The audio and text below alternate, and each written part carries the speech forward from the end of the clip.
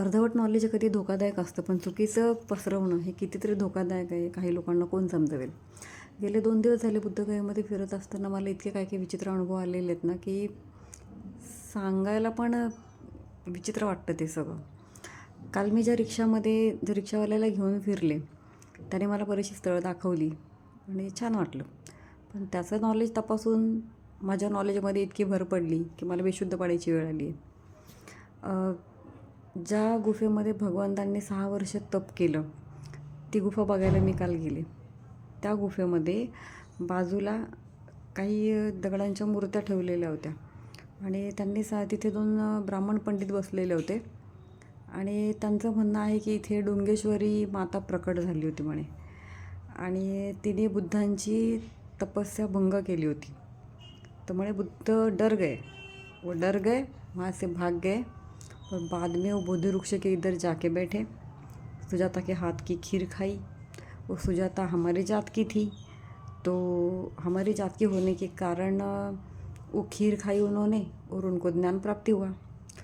अरे देवा, खरंच डोकं दुखायला लागलं. डोकं काहीच कळत नाही आहे. काय चाललं आहे, खरंच कठीण आहे.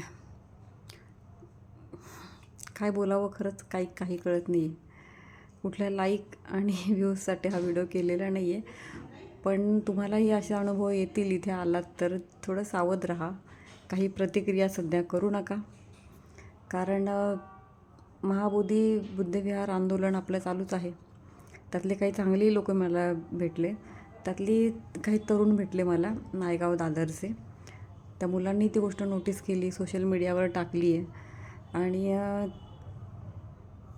आणि खरोखर बरं वाटलं की अशी मुलं जी आहेत तरुण की ती पुढे येत आहे आणि फेब्रुवारीमध्ये ती मुलं पुन्हा येणार आहे. तिथे मुक्ती मोर्चा काढला आहे त्या मुलांनी. बरं वाटलं ते बघून. म्हणजे असेही काही अनुभव आले, म्हणजे चांगल्याबरोबर वाईटही आहेत.